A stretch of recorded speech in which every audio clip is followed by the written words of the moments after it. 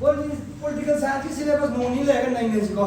नी दो नोई से लाख तो खड़े याओ रे कई तो लोग खान दे है ये लाख तक दी लानो ना हाय निको अदुना कोई उसे पॉलिटी नहीं ना दुनी ख्वाइदगी मरु है मुझे कहीं ना पॉलिटी पूरी इंडिया की लाइबाक सीधा ख्वाइदगी मरु है मुझे ख्वाइदगी मरु है मुझे एडमिनिस्ट्रेशन ख्वाइदगी मरु है मुझे हिंग मुझे ना ट्रो हिंग लगा दिखा एडमिनिस्ट्रेशन वाले बार में ना ट्रो लाइफ को मुझे मत होता है लाइफ को रहने को हिंग नहीं हिंग का अंदर हिंग का लई बदी याद है करी को मत हो मैं तो क्या ट्रो को अखोई तो निंबू सी तो हुआ या करा कहीं नहीं यार तुम why como करी तो कोई ना तो निंबू सी तो यार जैसे हाँ hello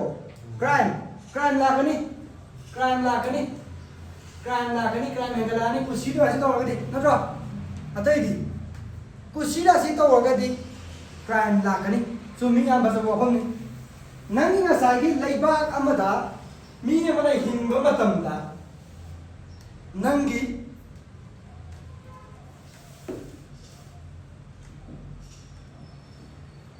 whatever anything man apam ro to ta ragadi mado afabu wer natra kusira si to ragadi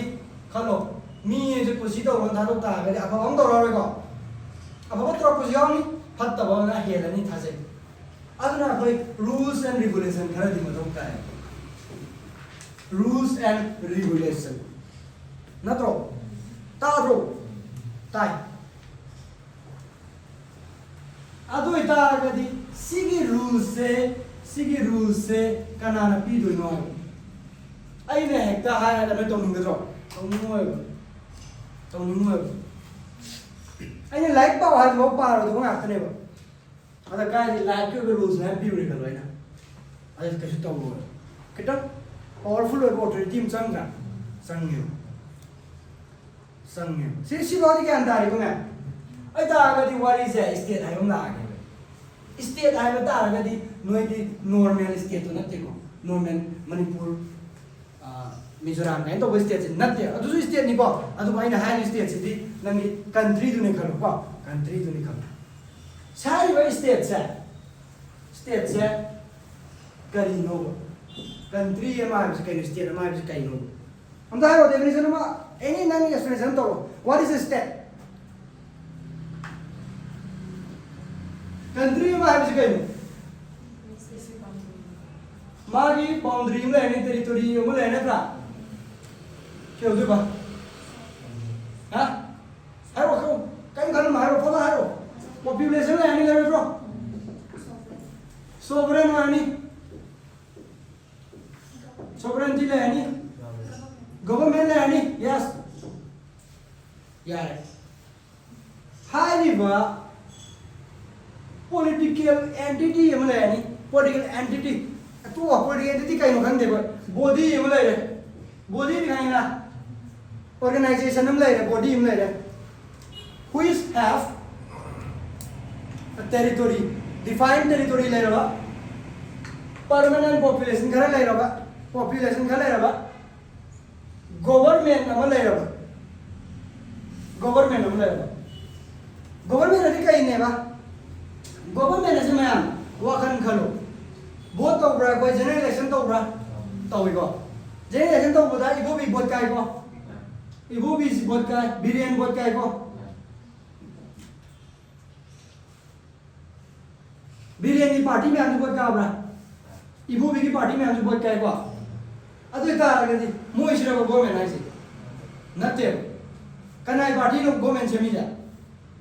billion की पार्टी से नहीं वो अतो आ गया जी स्पेसिफिक ग्रुप ऑफ पीपल ने वो चुम्रा स्पेसिफिक ग्रुप्स ऑफ पीपल कई दोगे वही वोट का कई दोगे अच्छा वो सारे ब्रो यूं मौन साहब दी शायद वो ये मुझे को मुझे की मसाकी नुआई ना बा तो बनते हैं क्या होता है बा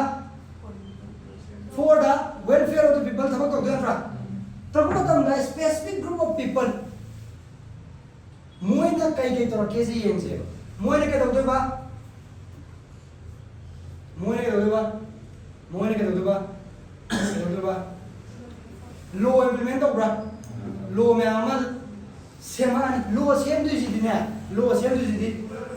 मोय पुलप यावेको इबोबेगी पार्टी जो बिरेनी पार्टी जो यावेको मोयदि असिदा फम्मा लेबदो केनोदा संगलेंदा नत्रा संगलेंदा फम्मा लेबदो अदु पार्टी पूरा वोट का लेबो पूरा फम्मी नत्रा मधुदने वोट का मी एनका दा मी थी देदि सॉरी पार्टी बीजेपी कांग्रेस थी रोय पूरा बेक लो सेमिनने अदु यारे को मोय पूरा bake low सेमिनने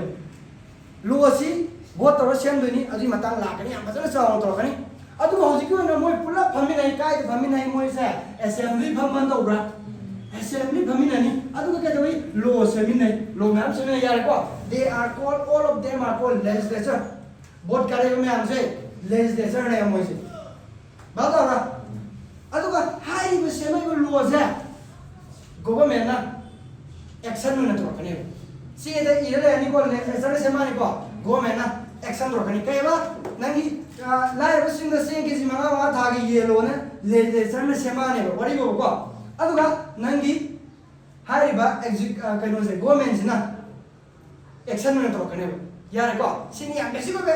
knowledge da adu ta ga di government ja specific group of people na bi yaling bra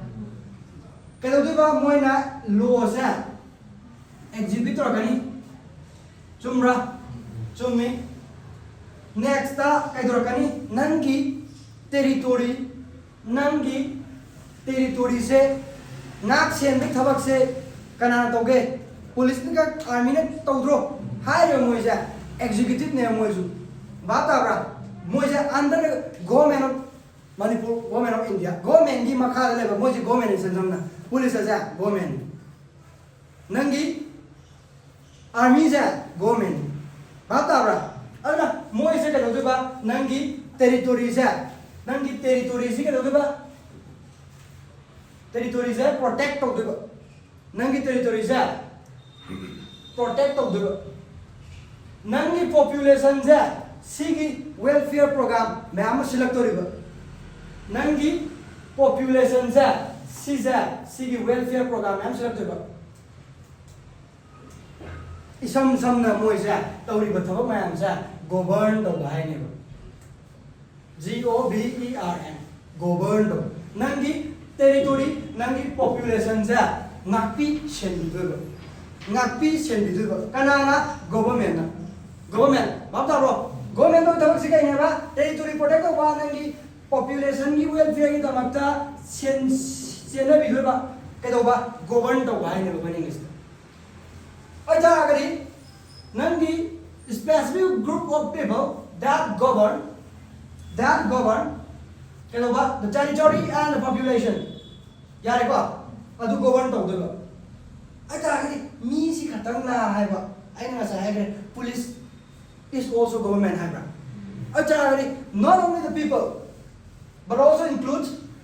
specific institution bata specific institution yaone ba institution में हम ले रहे हैं ना ट्रो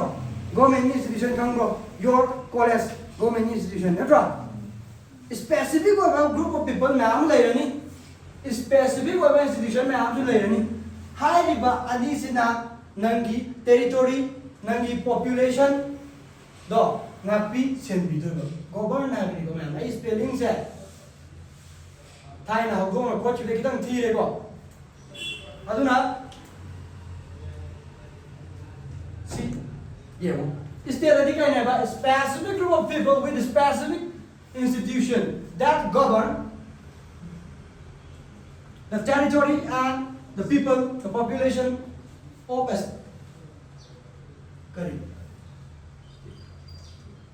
state. State है क्या नहीं? ओपा है क्या पल्ले जुगन? नंगी government है बा कोचा कहीं ने बा specific group of people and specific और बा institution ने बा यानी बा institution ने बा कहते हो बा मैं बताऊँ ते करी नो जिन्हें और कुछ कहते हो बा govern तो दे बा govern ना रिंगा क्वेश्चन भी बा rules सेम बा दूसरा तो ना प्रो administer तो दे बा administer ना क्वेश्चन भी बा rule तो भी दे बा द अखोई ख्वाई मरोब टेरिटोरी मी नत्रो अखोई लमजु मसे मसे लौ या तागदी मी लैजुरो कोई लम लेरो नापी सिंदुने दो the territory and population or people natra sine bani government hai government se kai ne sini mai ma thome kai no sini yare ko gyan da ko se ta le ai ta ga di noi gi dictionary da number 1 ha to je s ki lamai da yan han da kai ha pani ba state ha pani nang gi dictionary da g gi da kai ha pani government ha pani wo tu khatang uraga definition idrasu revise to gadam ni ko nangi dictionary is government le me definition is government di kai no se active recall to gadam mind yare ko adana hayeng nangi dictionary da si ha pakta yare ta ga di abe salo state is a political entity. State is a political entity which is created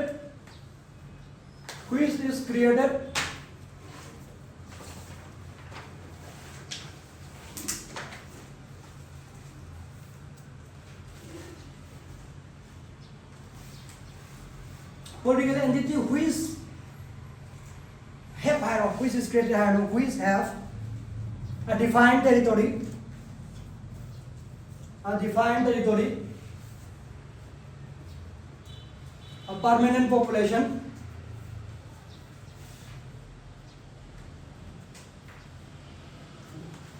with a government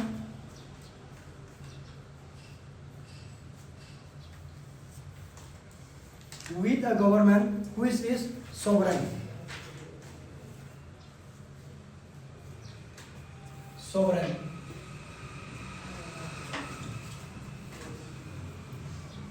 Kaino adu ki poto igano antang munna pare ho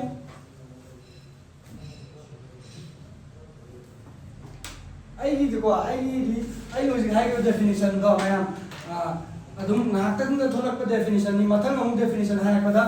mana roi ko aduna la le ga khan ni no ko ai so chem to no ko ai ngakang tholak pa definition ne bare do aduna mayam ai atop definition pa lakani aduna la le ga na chem to no toilet silai ko man toilet silai buni kai wanang hujiki state hai base magi kai leba population lebra yes come on talk territory lebra territory lay nangi kai leba government sulai re next ta sovereign su hai dena hai no mangi de sovereign hai pom ta rakhibra kai no kangra ningdam ba kamai ningdam doi ba independent power like but yes jam phasai atopa hiro kham raw gadi sovereign na ji kai no ai bajini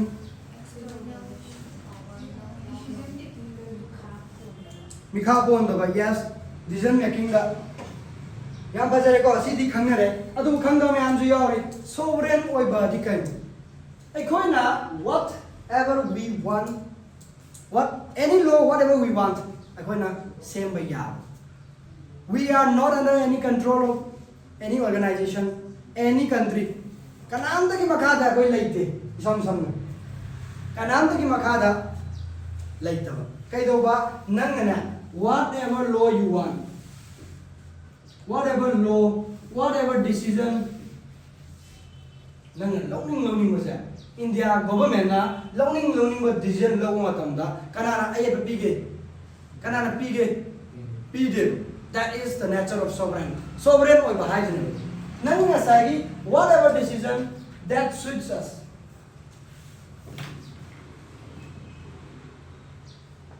ai koi da sut tau jaba ai koi da sana jaba law ma decision ma semba isana semjaba ngam independent oi ra kanam da depend dau ai da ga ma sovereign ba ta bro ke do ba decision ma matam da ai British ta or ai Pakistan da hangaki ke ha ga di mo sovereign oi ba hai ro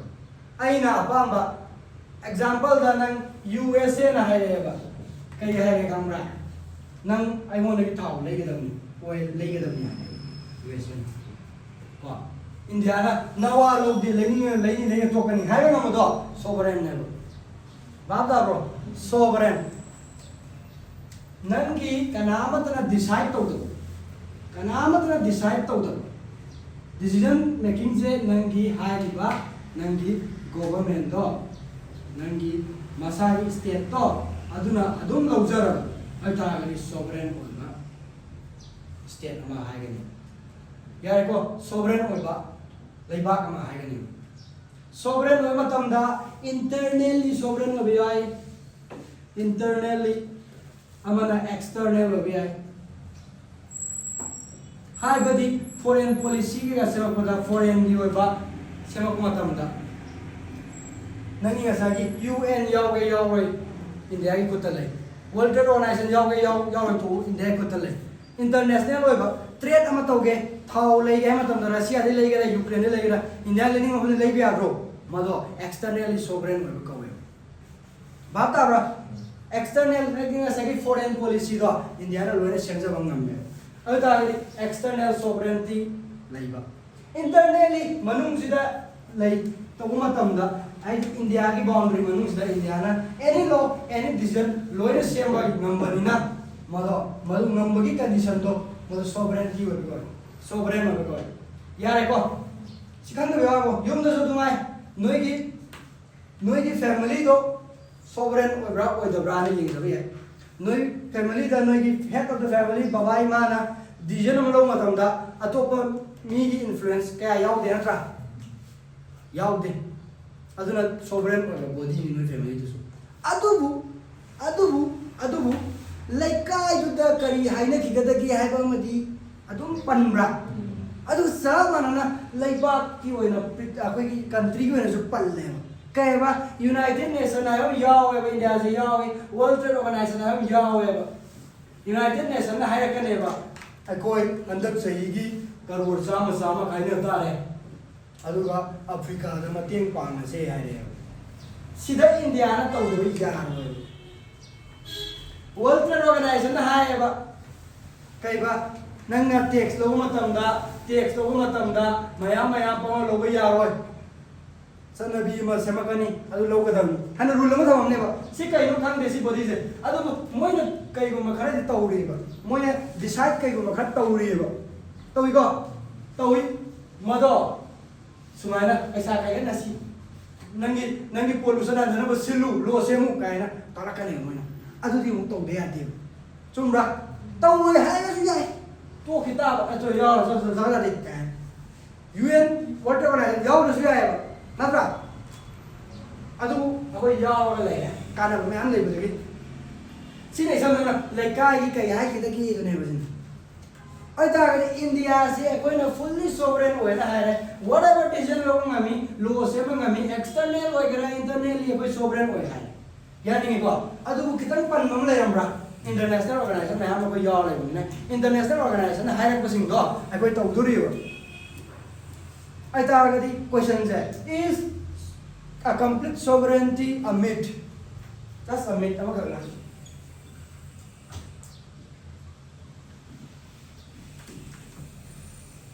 See question say na sana answer. Ko. See kumbo sana dri kai marangi akoi mamang da khanno khalai. See pot see myth la. Hai badi ngasagi ai mangai re gaina yum da dise ko lo ba koi father do ado lekai ki club num me ma ku sia si to dia de na adu me ba adu ba cham mane adu ai la ningi di atai si di ya maru oi de hoji khaga ningi si di hoji ki oina sovereignty is kaino sovereign oi ba kaino sovereign oi ba ta ga di whatever the decision whatever law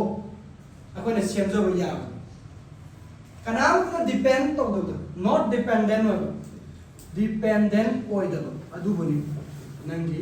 sovereignty ai yare ko adugumba government do nangi leibak to sigumba oitare kai ko sila ko state ro state se go my government do sovereign oitare yare ko sovereign do ngasai my government ni mathau welfare samba population ke mathau ba adagi territory ngak sen baga hai gidro ado masana तौजगदबने कनामतना तौहनगदब नत्ते मसाना तौजगदब यारेको government तो sovereign होगदब मसाना तौजगदा तारगदी पाकिस्तानी मखादा लेरमे खलो अदारे टेरिटोरी तो फजन ngak ngमगिद्रो पाकिस्तानी मखादा इंडिया गवर्नमेंट तो लेरमेबा सोवरेन ओयमद्रेबा अदारे पाकिस्तान पंजाब से पिरो हाबे लौगिद्रो अदन ngak कैसु ngमोयबा अदुमाइना सोवरेन ओयदा तारगदी स्टेट को यावा State ay taagadi kaine ba state is a body organization which have population laiba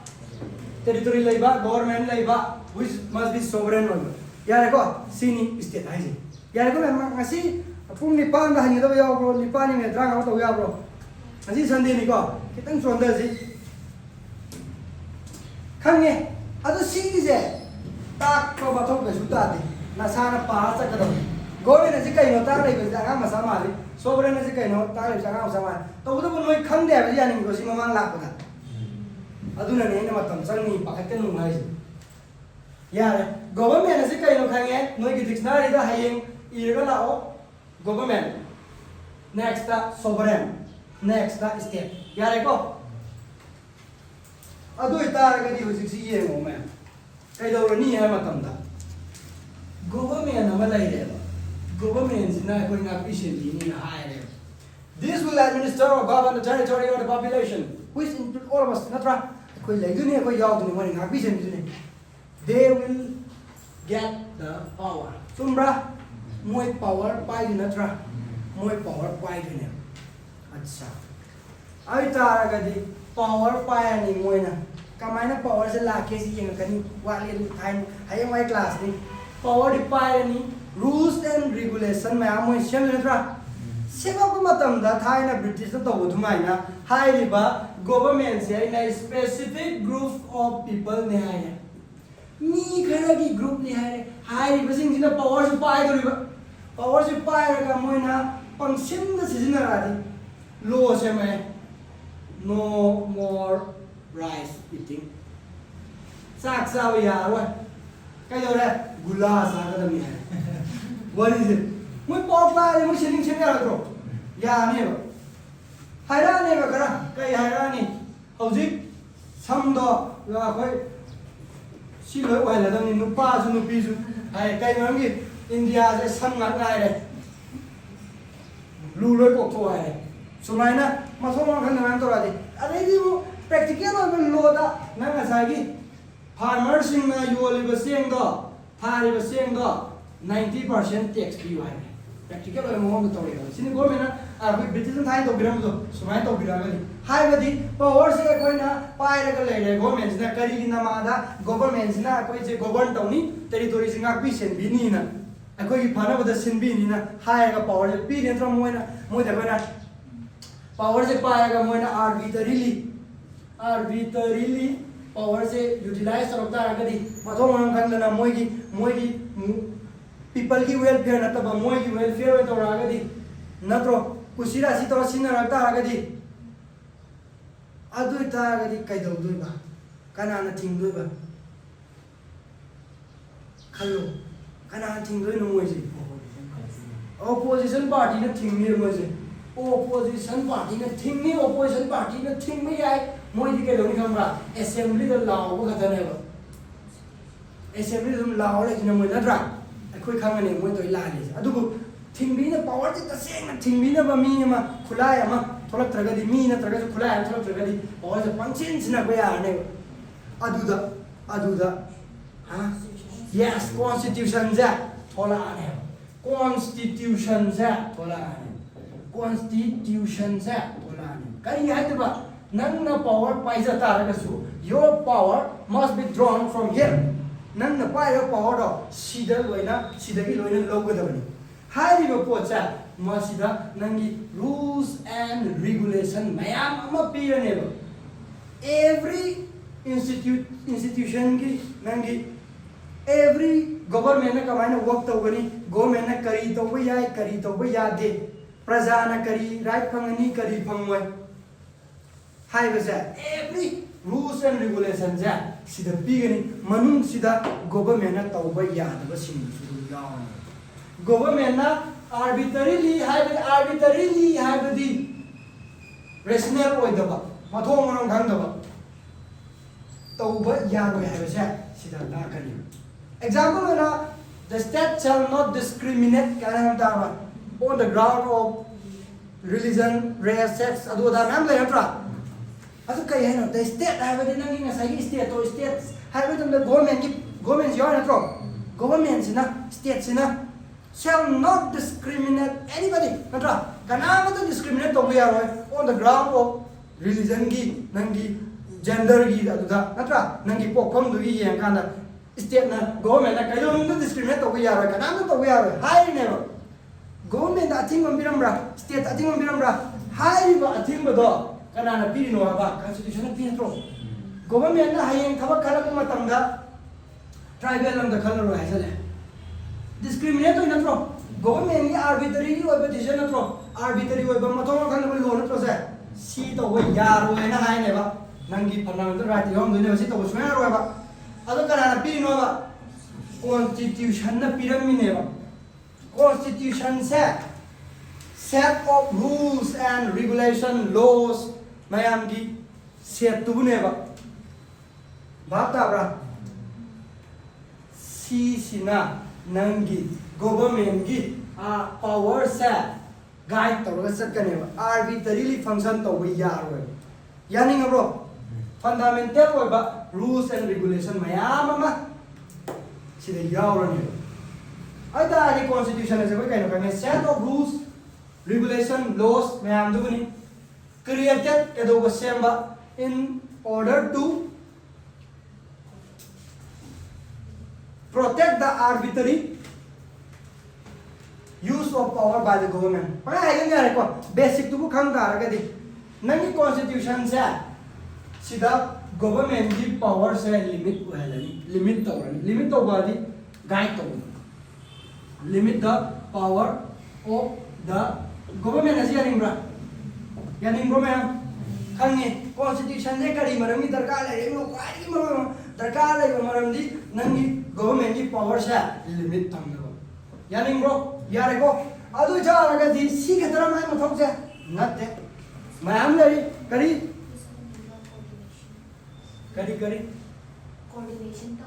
coordinate taunaba coordination kana tawduba si coordination tawbadi sina ngakang le la ko atopa kitang basic ba harange kai nangi constitution da akoi na fangada ba right to pirani fundamental right can be right yes it gives the rights of individuals chumra bolo yaar and it also limits the right exercise of the right on citizen. Akoi na fundamental right or na freedom of speech pang yare. Pangangang mo yabo. Yade ba. Mayam keno mo kamu akoi na freedom of speech, freedom to move adu da ma'am le ko. Fundamental right ma'am pangye. Adubu they have reasonable restriction. Government na nangi restrict to ya. Ko reasonable restriction na tamakeni fundamental right to ba. Atagadi limit to ina tro so akoi na right akoi ki right fangi dra pa ba ai sin thi pa lo sa ja freedom of speech ni ga tro ga ya ro ba adu ki su ba matik cha ba punishment adu da ma'am le ram ne ba adu da padi nangi nga sa gi citizens singi individuals singi right to be and also limit su to ga ne ba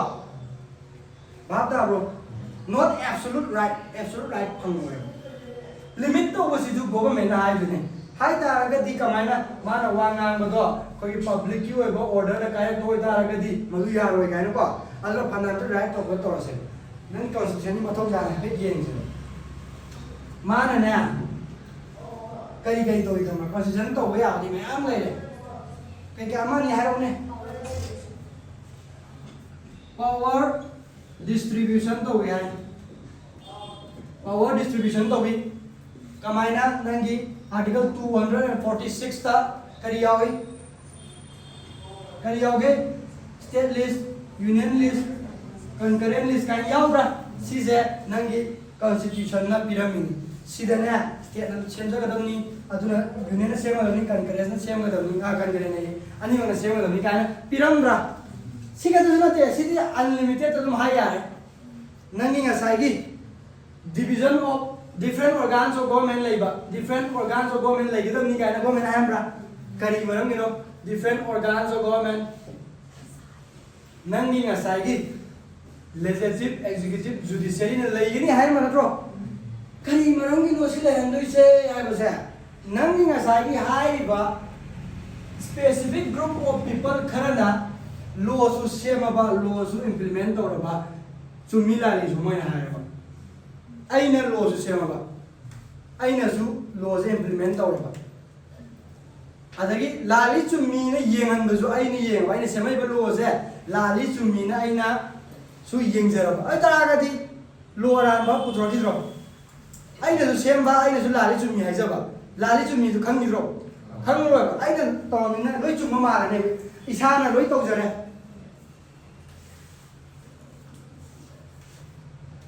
law so ina semba executive tawba judiciary mathau ja law na sema ko ja lali or chumi ha ja sida ni yemo aina su semba aina su noi da implement tawba ade semi ba law se lali chumi su aina haisaba lali ha wai ga ha sida aina sema ko na tra ai ta ga di powerful yang oi roi ja government de powerful ti oi ra ne ba ma na ko taw ta ra ga di aduna ma ma to na taw ba ya di ha to ne kani maramgi powerful wayalaba absolute power se nang na piraba adu taragadi terni lani government gi tirani haibari arbitrarily pansem semani lali chumi ju haibi no le ro natra adu ne law na kana no semalo implement do na kana no to halo law semi ba sai ba mayam se lali chumi haibis na kana no hayalo मोय अहुम से मरी अमता लेना है नुमाई जने अदु सीधा मरी लेना बखर दिया को लेजिस्लेटिव एग्जीक्यूटिव का इंडिया की parliamentary form of government and presidential form of government तारबो असिंग असि तवे आरो हयेंग तौसी अदो सी अहुम से मरी लेना दन सिलेक्ट तोले मरमदी मी अमा खतंग ना ऑर्गेनाइजेशन अमा खतंग ना एब्सोल्यूट पावर से लेरबा तौनिंग कुछि तौरोय ब्रमाना तौरकनी अदुना सिना उक्सी यंगदोनी सिना उक्सी यंगदोनी सिना अली यंगदोनी याबरा सिजना उसी यंगदोनी सी मैम सिना उसी यंगदोनी तौदोने मरमदी मतोंदना पाइ लेतारगदी माना कुसिया सि तौरकनी पावर से माना सिना नि मुसिना कनी आर्बिट्ररी लॉ सेमकनी माना पावरफुल ओइरकनी कॉन्स्टिट्यूशन गा जे तमाना शब्दों को यानी मतोंदना पाइ लेतारगदी बाताब्रो कॉन्स्टिट्यूशन शब्दों पा जे याएबा कॉन्स्टिट्यूशन शब्दों को की आर्टिकल 368 ता amendment of constitution to ni ko hai ba constitution sem to ko je masi da su lali chumi adu ko la ga ya re ko constitution to ko to ko mana power je ma tum da loi pai le hai ba mi ma khatang na government gi ex to ba organ ma khatang na pai le mana su constitution sem to ko ya ba constitution na hapsan do su ya ba mana lu su sem ba executive to ba lali chumi su hai ba ta ga ni mana power ko yam chi wa ni और वो याम जी वाला दिमाग तो नहीं कुछ तोड़ानी को अदु तो उधना बनेगा नोई मशीन से थबक से खाई दो असी लेजिस्लेटिव एग्जीक्यूटिव जुडिशियरी ने खाई दो असी अदु का यंगजन मनी ना नंग तो आई ने कुपसेन से ना ले नंग तो मा से ना ले अदा आगदी सेनर गा लेना बनी ना आराम तो ना रो को पावर दो अब्यूज तो रो एब्सोल्यूट पावर से हम फत्ते मी मन पावर पाइ ले बिसे फत्ते याई को अदु फत्ते आदि लेग्रे कुसी तो तबा एग्जांपल ऑफ ब्रिटिश ने तो के बन रातारा अदु ने डिफरेंट ऑर्गन्स हम खाइ तो रे करी मरम की कुसी हाई रे सी फजना तो रखनी को हम ती बहन रोगिनी सी तो बिखरा इ ngasi खंगना बा हाय पनि अदु हुजि लाइ से सुमाइना सु खाइ दो मे कॉन्स्टिट्यूशन जिना कॉन्स्टिट्यूशन नि मथौ कॉन्स्टिट्यूशन जिना इंस्टीट्यूशन में आओ जो हम तो मी को इंस्टीट्यूशन में हम तो मी बॉडी में हम तो हम तो मी यारे को कॉन्स्टिट्यूशन जिना के दौरे हां different forms of government yes different forms of government like them ni different forms of government लेगदबनी हाइबदी state government लेगदबनी नत्रो union government लेगदबनी नत्रो अदगी हम ऑप्शन है पंचायत लोकल बॉडीज मैम लेगदबनी हाइब्रो सुमाइना माइ मथौ मैम लेगदबो वाइदगी करू है limiting the power of the government, limiting the power of the government. Kay daw na ba aran awi torok na mamana. Yaning bro. Ay dari concept ama latore. Concept ama latore. Kay concept na tamda constitutionalism ano lagi. Constitutionalism ani kay na tamda. Constitution ama da nangi government की power से वो limit तो उन्हें बा provision करी यार तो government की power से माना तो इनको सी तो यार ना I will example दा I will say दो the state shall not discriminate kind of दो discriminate तो वो यार वो इन्हें government nothing हम बिरम दो अगर मायना माँ की power से वो limit तो उन्हें बा provision में हम यार वो government से absolute power पी देना बा मधु की concept तो उन्हें बना constitutionalism माइज constitutionalism यानी ब्रोस है ना ब्रो constitutionalism में से कुछ राशि तो वो याद ना बा अथिंग बखरा पिरामी करी अथिंग बनो है युद्धि मयाम याव रे एग्जांपल हम वो है ना the state shall not discriminate तो बका है हम ले इतना आर्टिकल कोई की आर्टिकल ले फंडामेंटल राइट्स इन द हाई रिबा अथिंग बसिंगा गवर्नमेंट ना arbitrary functioning तो वो याद ना बका की मधु की लेरमी बा concept tu ne bana constitutionalism mai yara bro yare ko yare ngasi gidi si phawba tawre ai ta na gadi mayam hojik revision amtang laksi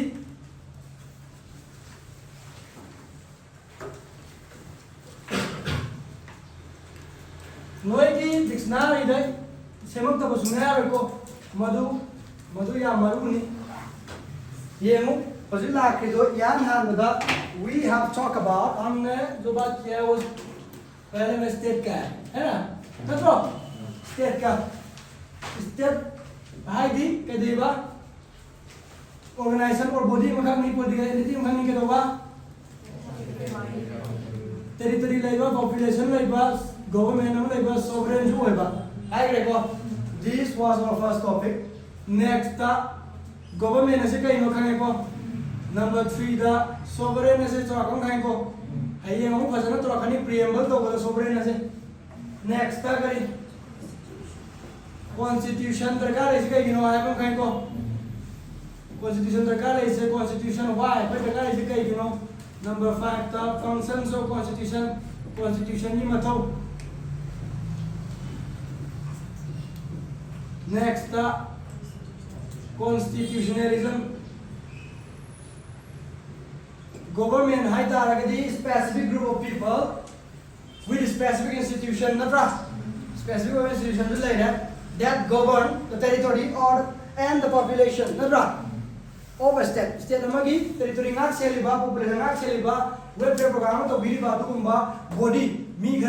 institution government has. Sovereign hai target sovereign magi conception kai mana tamda kanama tada outsider matada akoina dependent koi dabdo ko we can make our own decision, we can make our own foreign policy without any instruction from any foreign countries yani ko sovereign hoiba haibasi internal hoiba kainoda decision lo way internal sovereignty external foreign policy se apa kali external sovereignty nanga sai Russia ga Ukraine ga land dobra Modi do ko chalaga Russia da su unarui Ukraine da su unarui natra Russia na unaga no hai bai ya de maramdi mawalo da India na bata re ko aduni sovereign hai India ko ni kuch to adu sovereign ma jata ra ga su akoina yauri ba international organization me amle मधु की guidelines में हमसे ले ब्रा मधु follow तो बदी याद है ब्रा मधु ना complete sovereign हो ब्रा हम ता आगे दी ओए बदी ओए थे को अदु ओए ने घूमता है हाय बदी लेकाय मालो दी तो तो ड्राइंग ना ता लेकाय गया ना लेकाय ले वीडियो जो है हाय ब्रो अदु मैं तो जो है UN yaw rồi cái yaw hắn là cái USA na tàu đấy thôi mà hoa lâu thôi Donald Trump là cái gì anh ấy sovereign rồi phải chứ that is the sovereign. So in that case we have talked about constitution. Why do we need a constitution? Absolute power pisan da ra government da British na to the way udro awa na kaya to re moi na power pai pa degini adu ita ga di madu limit to ga ngamba madu ngak thong na bagi da ta khulai ma tham de ya de kali do ba constitution ko bon ma. Constitution is a set of rules and regulations, laws that determines the action of the government, that determines the power of the government. Power of government pirani natra limit su to natra limit government na power pai ri se kan the constitution da adu to gadam ni ada to gadam ni adu sem gadam ni adu lo to gadam ni ne iram bagi ni ko government to na mi se limit su to ni limit the power of government. Citizen and individual ki right ju pirani somra citizen individual ki right ju limit to ni tobra. Next kai ma'am ले ऐसे कि hanging बा division of power और में distribution of power और में division है करी खाई दो पा करी करना करना खाई दो पे बा लेजिस्लेटिव एग्जीक्यूटिव जुडिशरी का खाई दो तो करी मरम की खाई दो बा ऑर्गेनाइजेशन अमा खतना और बॉडी अमा खतना इंस्टीट्यूशन अमा खतना और उलग पैसा दारा का दी करप और कनी एग्जीक्यूटिव कोई की तरनी ला कनी आर्बिट्ररी और कनी आर्बिट्ररी लोन में समय कनी हटरा यंगजन भी ना वो तो लाइट रमी ना अदु इतारा कदी नोई मशीन यंगजन ना तारे खाई दो हमें नेक्स्ट था डिस्ट्रीब्यूटर कनी यूनियन स्टेट लोकल बॉडीज अदु दा ना लाने ट्रा समय तर सी का तो सुनाते इंडिया ममिंग से इंडिया की कॉन्स्टिट्यूशन को आंध्र बिरम दुनी it tells us the name of the state that is India or Bharat. India that is Bharat है ना shall be a union of state article 1 है ना तबरा अदु की ममिंग जो बिरम मनी मागी फंक्शन नि मैम ले कना कना ना सिटीजन होइनी कमाइन तोरगा सिटीजन एक्वायर टोनी नंगी कॉन्स्टिट्यूशन की मथौनी मा लोय पिरमिनी बाता ब्रो कॉन्स्टिट्यूशन की अखोय की राइट सी राइट की हाई ग्रेस दा अदु मैम दो लोय पिरे सिदा लोय पिरे यार मागी फंक्शन खरा ई वाई ता बडी सी बे यार नेक्स्ट ता गवर्नमेंट की पावर सिबु लिमिट तौरबा